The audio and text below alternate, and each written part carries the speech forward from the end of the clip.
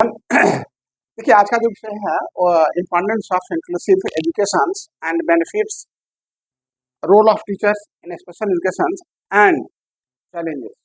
अब हिंदी में आ जाइए। हिंदी में आ जाइए। क्या महत्व है इंक्लूसिव एजुकेशन का? इसका बेनिफिट क्या है?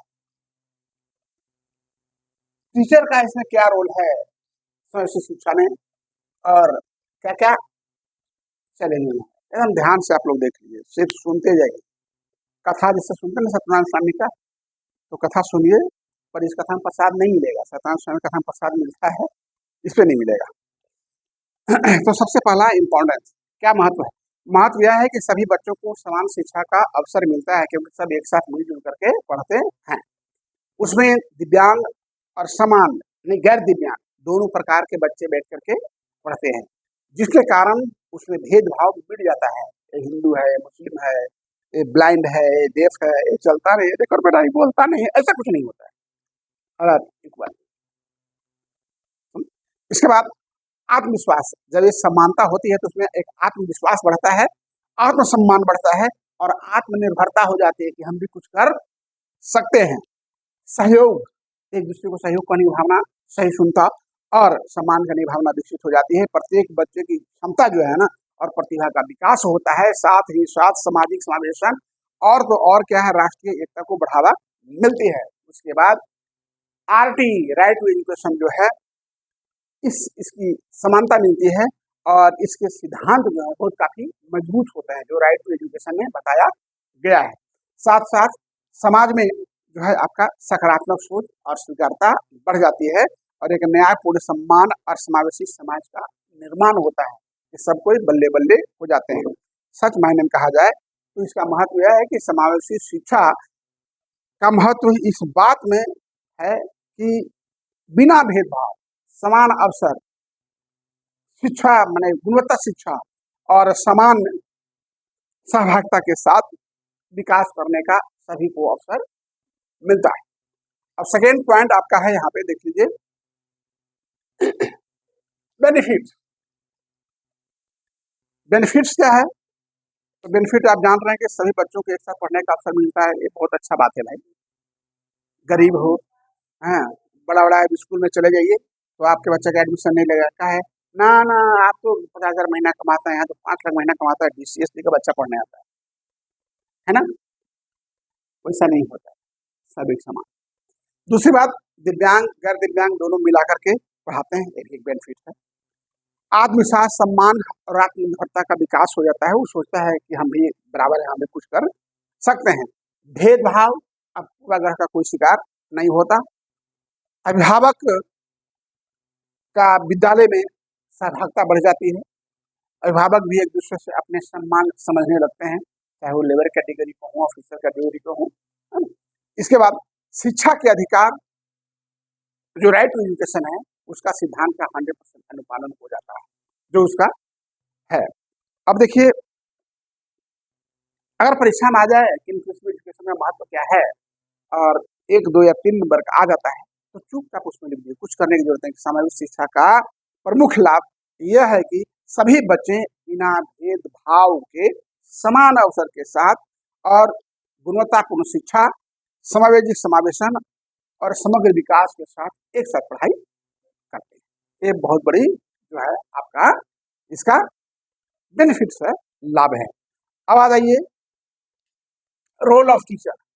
इसमें टीचर का क्या रोल होगा भाई इंक्लूसिव एजुकेशन?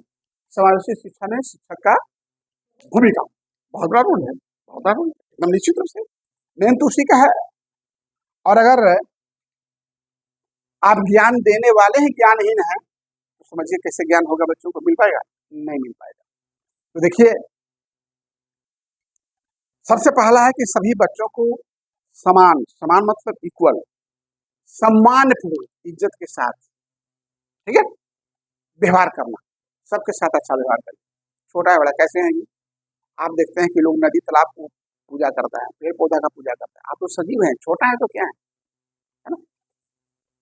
दिव्यांग गैर दिव्यांग बच्चों मिलकर साथ एक साथ सीखने का उनको एक अवसर मिल जाता है, और यह अवसर कौन देता है? आपका शिक्षक, है ना।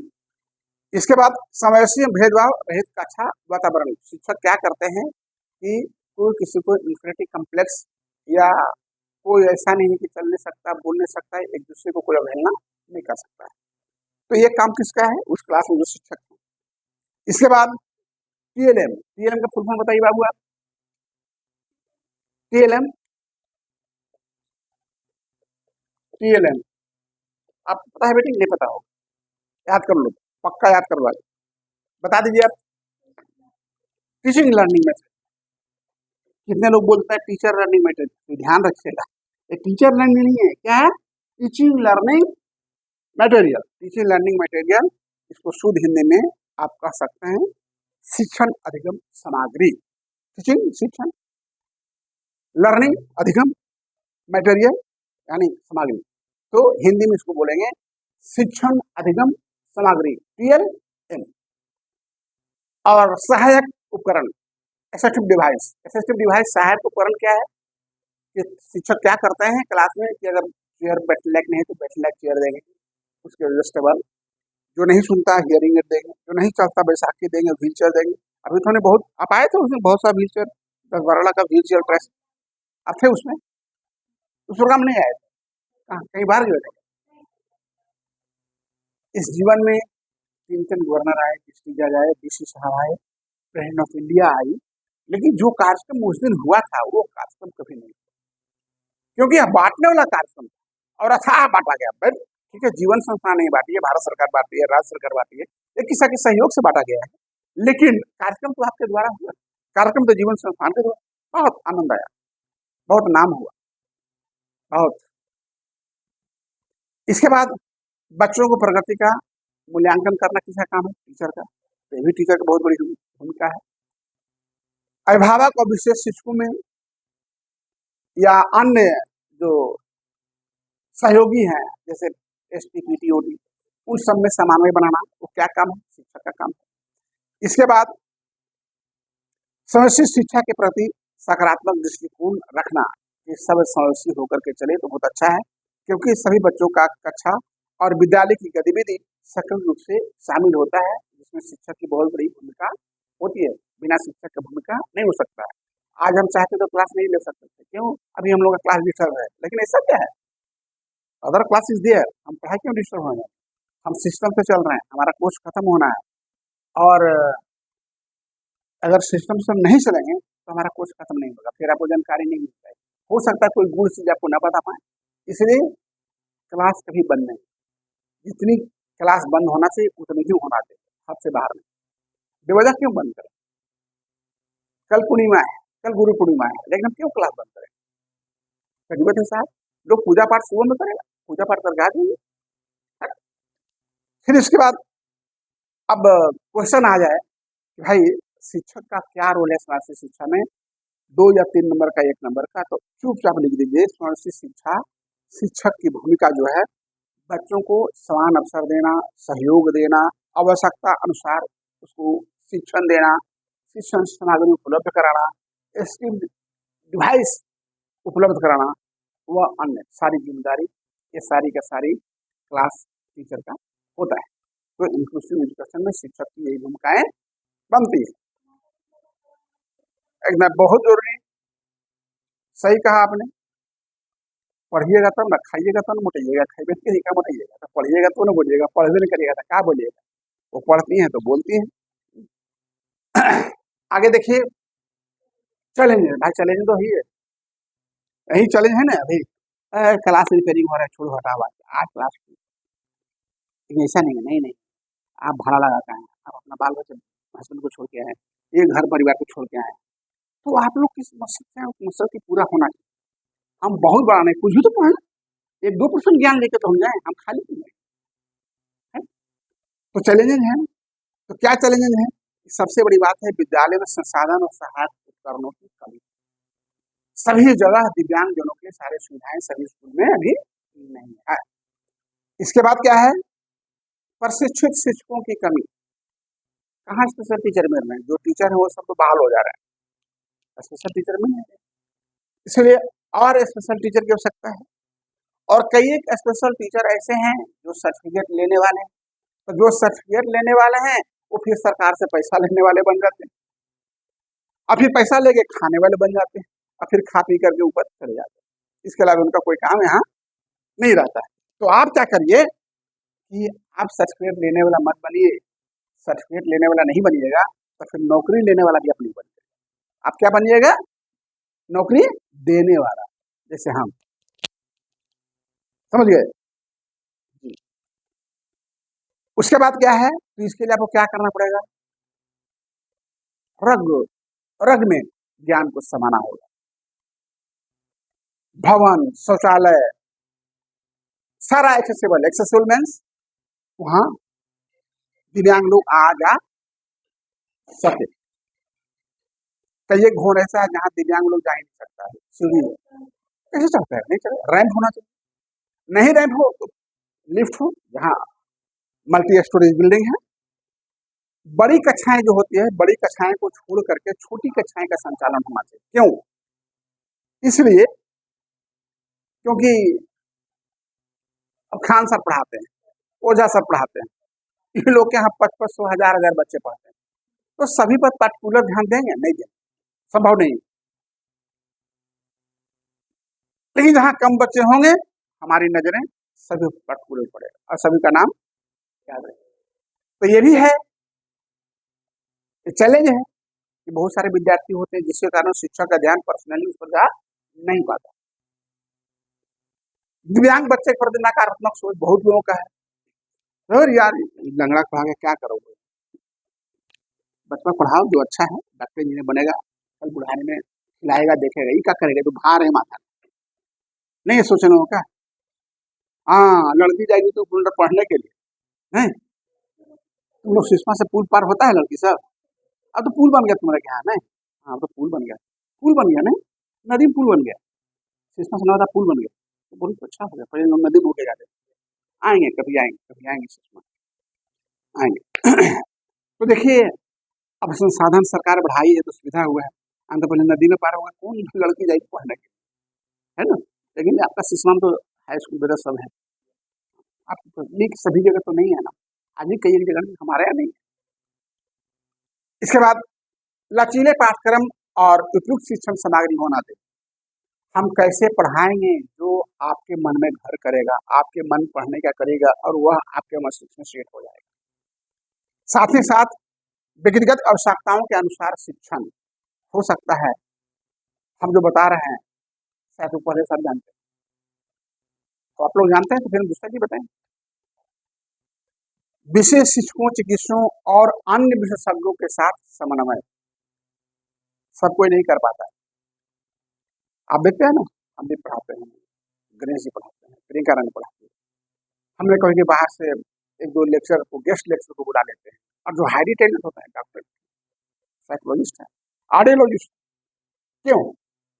इसलिए कि एक चीज सुनते सुनते आपकी मन भी भरमा जाती है, फिर थोड़ा नया को सुनने से रिफ्रेश दिखाता है और कुछ अंदर बैठता है ना? पर्याप्त वित्तीय सहायता, सबके पास वित्तीय सहायता नहीं, आपको फीस देना है, आप समय से फीस दे नहीं, हम कैसे पढ़ा पाएंगे? हमारी नौकरी तो आपके घर में, हम तो विशेषण नौकरी करते नहीं, हमारी नौकरी तो आप सबके घर में, आप लोग हमको पेमेंट देंगे, फीस देंगे, हम पढ़ाएंगे। ये तो इट इज फैक्ट, इज सोचे तो है ना। तो इसीलिए वित्तीय सहायता भी बहुत जरूरी है। और संसाधन, हम इतना सा संसाधन बनाए हो, तो संसाधन को घर से खेत बेच कर लाके तो नहीं बनाए, आपने जो दिया है उसी से हम बनाए और उससे अपना पेट पाला, ये तो मैंने किया। अब अगर इसका सही उत्तर होगा, क्वेश्चन आ जाता है 10-15 का तो पूरा लिखिए, और अगर क्वेश्चन आता है 1-2 नंबर का तो उसमें आप चुपचाप लिख दीजिए कि भाई स्वयं शिक्षा का मुख्य चुनौती यह है कि प्रशिक्षित शिक्षकों की कमी है, संसाधनों की कमी है, सुविधाओं का अभाव है, नकारात्मक समाज का सोच है, दृष्टिकोण है, और लचीले पाठ्यक्रम अनुकूल नहीं है। ये सारे चैलेंजेस है। अगर इन सारे चैलेंजों को दूर किया जाए तो शायद इंक्लूसिव एजुकेशन जो है सक्सेसफुल रहेगा और बहुत आगे बढ़ेगा। आरटीआई का जो सोच है, उसका जो कार्य है उसके ऊपर खरा उतरेगा। कौन खरा उतरेगा? Inclusive education. इंक्लूसिव एजुकेशन का हिंदी क्या होता है? भुला गई। क्या होता है इंक्लूसिव का हिंदी? सब भुला गई। हाँ हाँ, आप तो जानते हैं। देखिए, ठीक है, जब आप भाग गए 3 महीने कैसे हो? घबरा गए ना। लगे रहो मुन्ना भाई, एक फिल्म देखिए, लगे रहो, एक दिन में नहीं। सदा न जीवन फिर रहे, सदा न जीवे कुल, सदा न फूले तोरी, सदा न सावन हो। सदैव सावन रहता है का? परसों से सावन आएगा, एक महीना रहेगा, फिर सावन रहेगा? नहीं रहेगा। तो उड़ा ले मौज बबली, जबले व जवनिया, फिर तो ढलती उम्र में तो पछताना ही पड़ेगा। इसलिए जवानी जुगाने का चीज। जवानी क्या है? जुगाओ इसको, आगे काम देगा। ठीक है, तो चेलवा भाग गया है, कर मैया फोन की तो पढ़ाइए नहीं होगा, पढ़ाइया नहीं होगा कि बेटा पढ़ा ले चाहो जी। बेटवा बदमाश हो, गुरु के बदमाश बनाता है। आप रहते तो बहुत कुछ सीखते। क्या आप सीखे ना? आखिर कैसे बता रही हैं वो? बता रही हैं आप लोग बैच में ही, है ना? तो चलिए, हम एक क्वेश्चन पूछते हैं आपसे और एक क्वेश्चन पूछते हैं आपसे, 2 क्वेश्चन। और जो अभी हम बताएं, तो आप कोई समावेशी शिक्षा का कोई एक चैलेंज बता दीजिए, चुनौतियां बता दीजिए, जो चुनौती है समावेशी शिक्षा का, बताइए कोई चुनौती। अभी तो इतना सारा बताए हैं हम। कोई एक चुनौती बताइए बेटा। हाँ, समावेशी शिक्षा का कोई एक चुनौती, इंक्लूसिव एजुकेशन कोई एक चुनौती, चैलेंज, क्या चैलेंज है?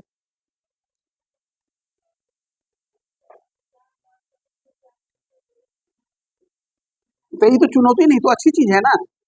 ये तो इम्पोर्टेंस है, महत्व है कि भाई दिव्यांग और सकलांग दोनों बच्चे एक साथ बैठ के पढ़ते हैं, चुनौती थोड़े। चलिए एक बार आप बोल देता हूँ।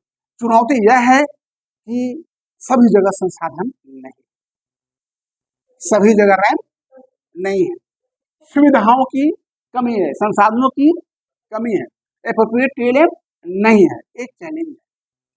तो importance, challenge, rule of special education, ये सारी चीजें जो है ना, जो 4 बताया हमने अभी, इसमें से कोई एक या 2 एग्जामिनेशन में आपको आ जाएगा। इसको एकदम स्वैच्छिक तो आना ही है, इसी बीच के इसी को मैं, और इस पर मैं एक बुक में बना चुका हूँ, 2 बुक, ये मेरा 3rd बुक होगा जो फरवरी में लॉन्च होगा इंक्लूसिव एजुकेशन पर। ठीक है, तो चलिए, सभी को नमस्ते, प्रणाम, सलाम, जोहार, जय हिंद। आप लोगों को जो बताया गया है उस पर ध्यान दीजिए, और जो कल मैं बताया था वो सब पढ़िए। कल हम आप लोग उस पर चर्चा करेंगे यही क्लास में। ठीक है, थैंक यू।